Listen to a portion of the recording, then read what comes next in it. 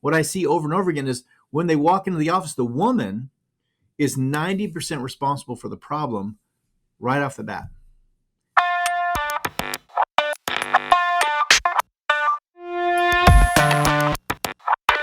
Hi, everyone, and welcome to the Ask Patrick Doyle show.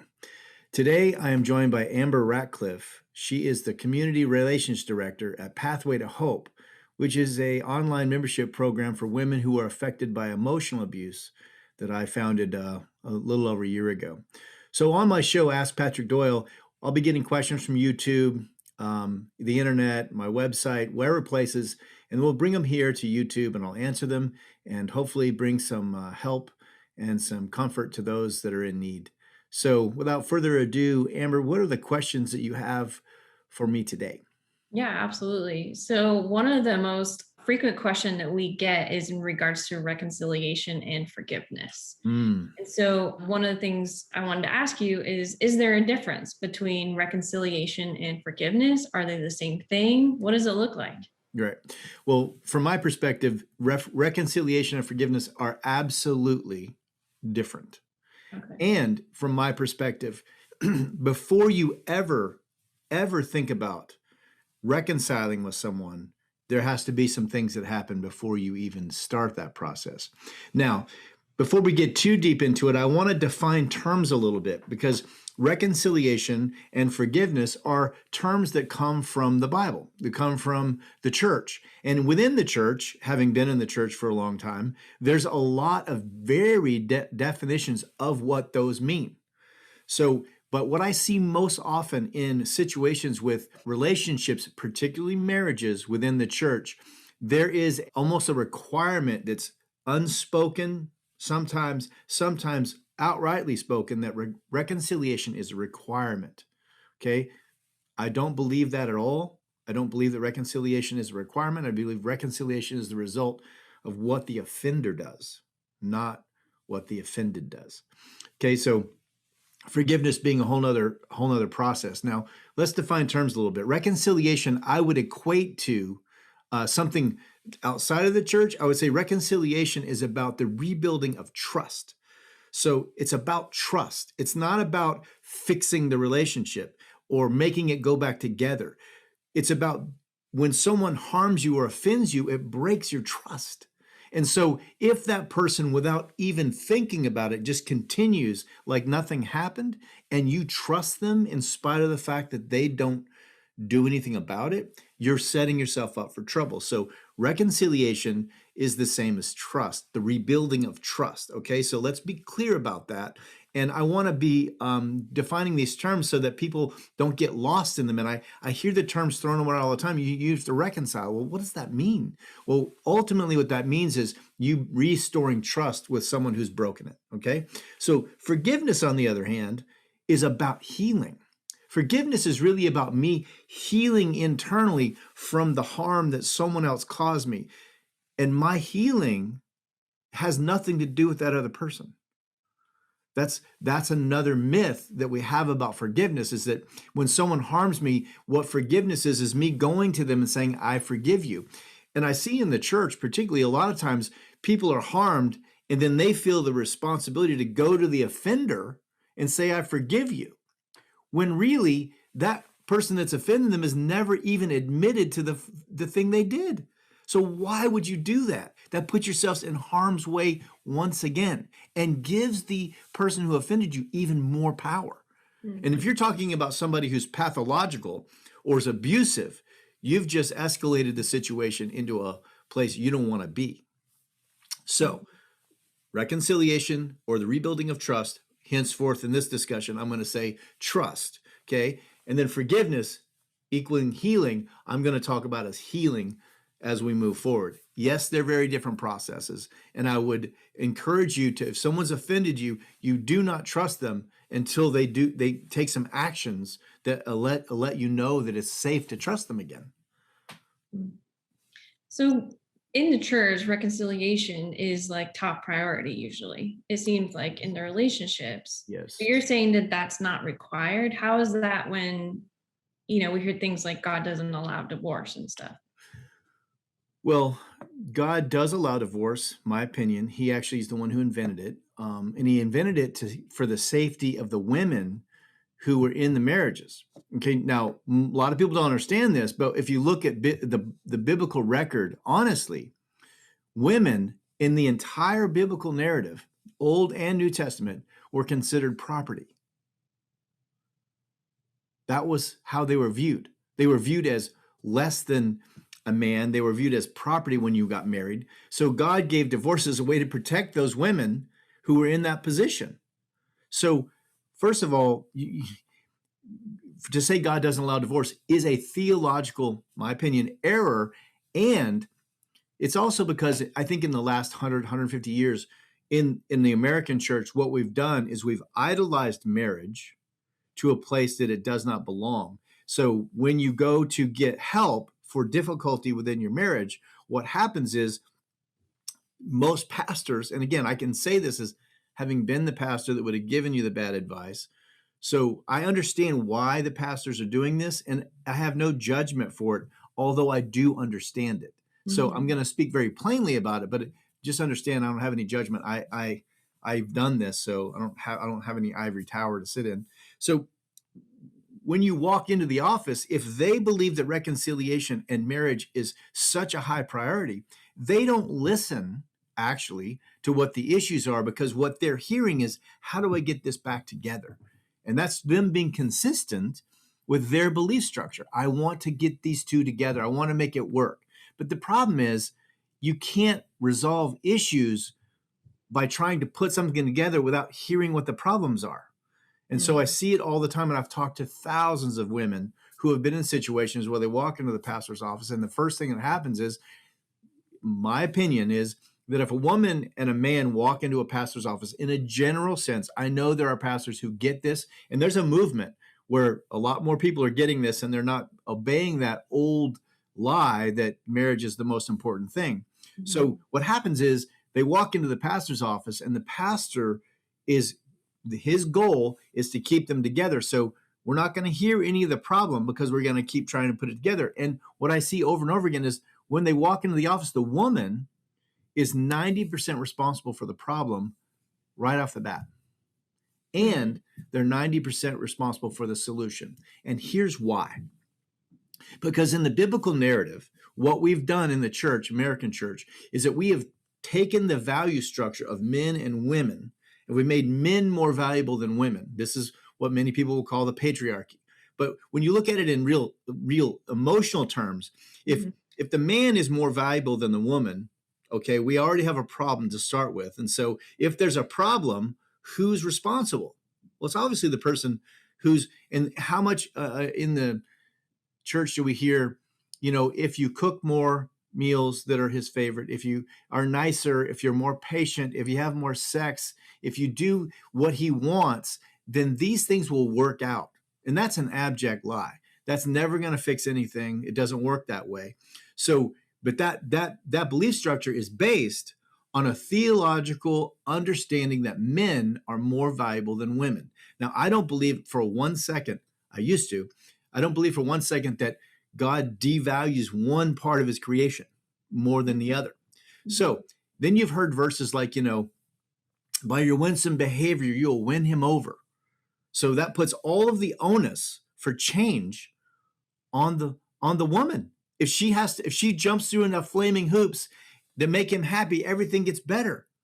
And I've talked to thousands of people who are with very Christian men who are horrible, abusive, lying, deceitful, unresponsible people. So let's also realize that is true as well. So anytime those two people walk into a pastor's office and the pastor starts trying to put you back together rather than listening, don't go back, because it will only harm you and empower the person who's hurting you. So it's really important. And, the other thing is that if a man is told that he is right and has the last word because he's spiritually superior, and let's just say he's an abuser, what's going to happen? And I wish that I could say I've never seen this. I had created an entire program to help this. Hmm. And I created that program out of the years I saw the church fail on this. And again, I was part of the problem, but it doesn't change the facts that that's going on out there. Hmm. So, in terms of reconciliation, when that becomes the goal, I say you walk away from that person who's trying to help you. Do not be vulnerable. Do not tell the truth about what's going on, because what they'll do is they'll take that truth and they'll use it against you to try to stay in the marriage. And then the person who's harming you also heard you say it, and then they're going to use it against you. Hmm. So it's not going to create safety and healing when someone has that agenda. And even if they're outside the church, well-meaning family members, Mm. they don't want the disruption in the family or whatever.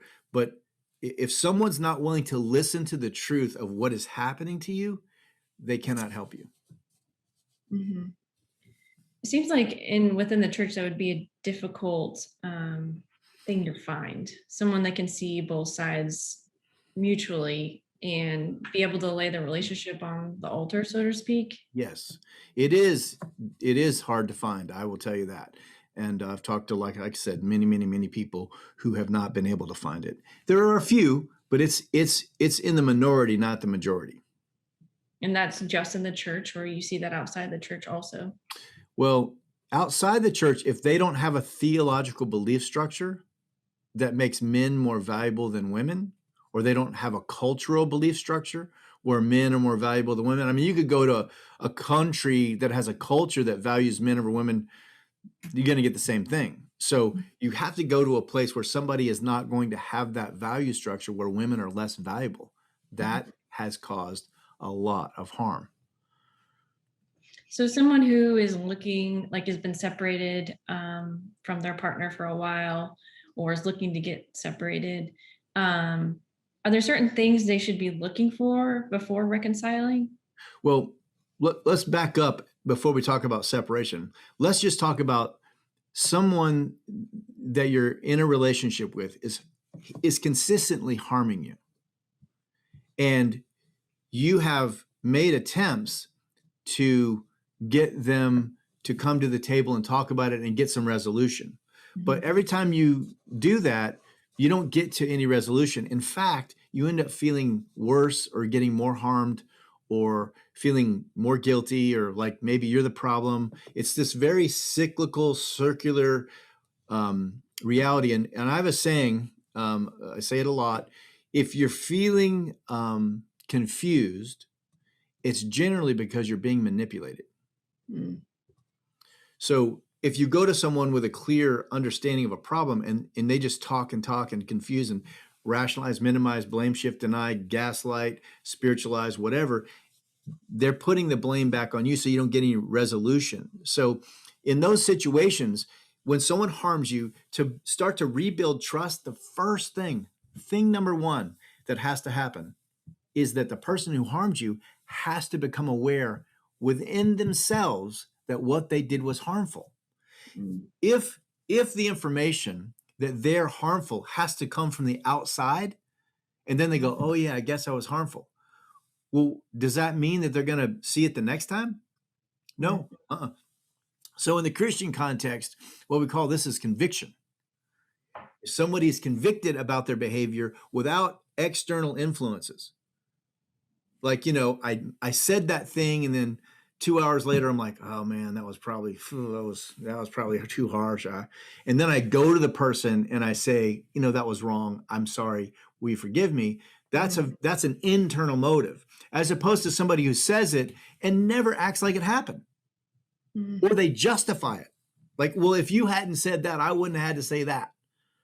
Or if, you would do this, then I wouldn't do that.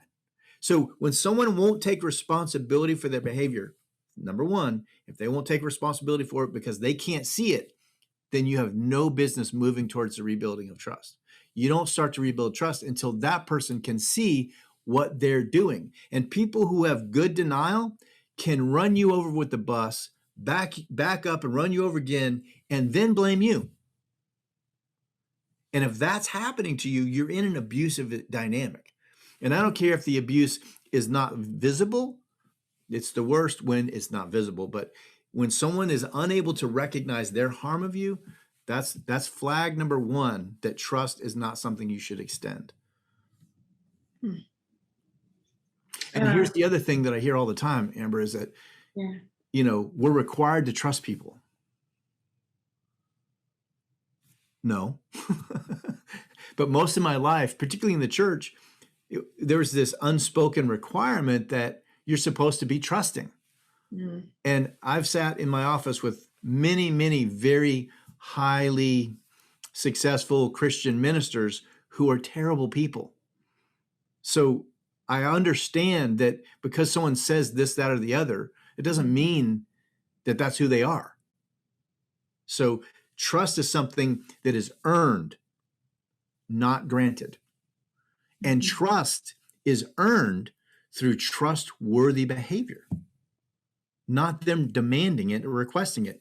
And, there's a lot of Christian self-help books that talk about women needing to give their husbands unconditional respect, which is insane, my opinion. Mm-hmm. Wow. So, in your years of experience, how many of these kinds of relationships do you actually see reconcile? If the person who's doing the offending never comes to grips or understands what they're doing is offensive, then there is no hope for real trust. You can stay in the relationship, and it's what I call divorced living as married. There's no connection, there's no trust, there's no intimacy, there's no spiritual intimacy. It's just two people surviving together, and one person's trying not to die. And so in that case, but that people get to that place because there's no resolution of issues. And listen, if you're in a relationship of any kind, you're going to have to resolve issues because that's how it is. People are not perfect. So having an ability to, and I would say this, in terms of, somebody harming you and you working through that, the healing, the rebuilding of trust. If that person harms you, even if it's a pretty significant harm, and they, without you telling them, come to you and own that, I think that's what makes for a deeper, more healthy relationship, is how someone handles harm, not whether or not it happens. And so this is the problem, is that people don't actually deal with it. And so I've used this analogy a lot, but you think about your favorite breakfast place, and you go to your favorite breakfast place and there's this old couple sitting in there, and they've been together a long time, but they sit at that table and they don't say a word. They don't look at each other. They don't want to be there. They're miserable, but they're still together. For what? Why would that be healthy or good? So you're going to prioritize commitment over care? I reject that idea and say that if you can't care about someone, then what's the point? Right? And so for you to heal, you have to get outside of the harm. For you to start to really work on changing your internal order and forgiving or healing, you can't do that while someone continues to harm you. It's not possible. So you have to get some space, or you got to get clarity about who's responsible. And this is what I see all the time in this conflict world. Getting clear about who's responsible for the offense is magnificently transformative, but it's also very painful, because either you realize that the person is unwilling to change, and you're that leads you to a very difficult choice. Like, what am I going to do? Am I going to stay in this harm? Am I going to live with this, or am I going to do something about it? Or you go through the process of working through it. Either way, it's difficult. Yeah. And most of us are pre-programmed to avoid difficulty. I'm good. I'm just going to take the easy road. But back to one of my favorite quotes: the avoidance of pain is the beginning of all unhealthy behavior. So you choose. You can avoid the pain and be in a mess, or you can deal with the pain and not be in a mess. So it's the old mechanics adage: you can pay a little now or a lot later, but you're going to pay. Yeah, but there's like productive pain and pain that's like just harming you and destroying your soul. Correct. Pain that leads you to a good place is what I would call grief. Mm-hmm. Pain that leads you to a place of deeper and deeper despair is avoidance. That's good. So, since we're on the topic of healing, can we talk a little bit more about forgiveness and what that means Yeah. in regards to healing? Yeah. So forgiveness is not about the relationship. It's about you. It's about you getting clear about where the injustice is. And I think so much of our conversation about forgiveness is about the other person. No, forgiveness is about you becoming aware that that person harmed you and then working through the grief of what that is. That's what leads you to healing, which is very different than trying to restore the relationship. This is what I'm saying. You beginning to build trust with them is a totally separate reality. You forgiving or healing is internal to you. It's not about the relationship. So, for you to heal, you have to get clear about what is actually happening. And then as you get clear about that, you're going to have to go, okay, well, that's just that's unacceptable. I can't do that. Or I'm going to have this boundary. And so this is the other thing about clarity is it leads to boundaries. Because if you're not clear, you're all confused. Once you get clear, then you're like, I'm going to do that. I'm not going to do this. And this is where people I see all the time, they get that clarity and then that's the differentiator. That clarity comes and then some people move into it and deal with it and get freedom either by confrontation and boundaries in the relationship changing or by confrontation, boundaries, and the relationship ending. Those are the two outcomes. And this is a thing you have to be willing to do in a relationship is you have to be willing to let it go. People often talk about trauma bond. In my opinion, trauma bond is not about you guys having a mutual trauma that you bond over. In these relationships, what it is the person who is being harmed continues to look at that relationship in a way that is unrealistic or the dream they had about it or what their hope is for the outcome and whatever those ideals are that they're attaching to the relationship, as long as they keep living in the lie or the denial of that instead of reality, the relationship has power over them. But when you get clear and you're like, that's unacceptable, that's wrong, and I'm going to let it go, suddenly you're not controlled by that anymore. But now what you've done is you've ushered in the pain of, that's the reality. And that's what we all try to avoid. We don't want to be in that pain. So we rationalize, we minimize, we justify. I call it taking shots of hopium. You just keep giving the benefit of the doubt, giving yourself shots of hopium so you don't see the truth. And once you get clarity, that's the defining point between healing and reconciling, if you will, and forgiving and getting free. So very, very difficult, but imperatively important realities. Living in the reality of what you're experiencing, which is why when you go talk to somebody about it and they won't listen to what's happening, you have to go to some place else. Don't stay there because they will not help you get to a place of clarity. They're going to keep pushing you back into the relationship and trying to make it work. They will become your hopium dealer.